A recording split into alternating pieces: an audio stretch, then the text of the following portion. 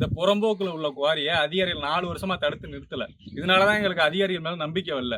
இந்த கல்குவாரினால எங்க ஊர்ல அவ்வளவு பாதிப்பு ஏற்படுது. எங்க ஊர்ல நீர்மட்டம் குறைஞ்சிருச்சு, உப்பு தண்ணி ஆயிடுச்சு. நாங்க எவ்வளவோ பேசி போராட்டம் பண்ணி தான் எங்க மக்களை அதிகாரிகளை கவனம் திருப்பி தான் நாங்க இந்த குவாரியை நிறுத்தினோம்.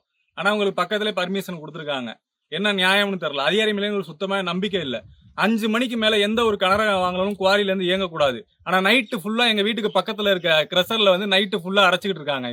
இப்ப எங்க ஊர்ல இந்த குவாரி ஸ்டாப் பண்ணனால வீரப்பட்டியில சட்டத்திற்கு புறம்பாக வீரப்பட்டியில் சட்டத்திற்கு புறம்பாக இயங்குற கல்குவாரியில, அதாவது லீஸ் முடிஞ்சிருச்சு அந்த குவாரியில, அவங்க நைட்டு ஃபுல்லா அந்த கிரஷர்ல வந்து அந்த சக்கையை எடுத்துட்டு வந்து அரைச்சு ஓட்டுறாங்க. எங்களால பக்கத்துல தூங்க முடியல. அதாவது உங்களோட விதிப்படி காலையில 7 மணில இருந்து மாலை 5 மணி வரையும் தான் இவங்க வந்து கனரக வாகனங்கள்ல இந்த இதை எடுத்துட்டு போகணும், குவாரி இயங்கணும், கிரஷர் இயங்கணும், ஒரு விதிமுறை கொடுத்துருக்காங்க. 70 பேஜுக்கு ஒரு விதிமுறை கொடுத்துருக்காங்க. அந்த விதிமுறை நான் வச்சிருக்கேன், இவங்களுக்கு கொடுத்துருக்க விதிமுறைகளை. ஆனா அவங்க அதை மதிக்கிறதே இல்ல. இந்த அதிகாரிகளும் அதை வந்து ஆய்வு பண்றது இல்ல, அதை தடுக்கிறது இல்ல.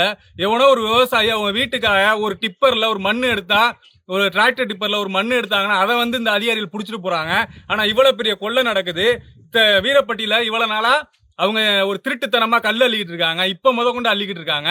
ஆனா அந்த அதிகாரிகள் எல்லாமே, இங்க உள்ள அதிகாரிகள், குளத்தூர் அதிகாரிகள், இலுப்பூர் கோட்டாட்சியர் மற்றும் மாவட்ட ஆட்சியர், கனிம வளத்துறையில எல்லாமே வேடிக்கை தான் பாத்துக்கிட்டு இருக்காங்க. யாருமே வந்து தடுத்து நிறுத்தல. நீங்க மக்களுக்காக சம்பளம் வாங்குறீங்களா, இல்ல இவங்க கொடுக்குற எதுக்காக சம்பளம் வாங்குறீங்கன்னு எனக்கு புரியல.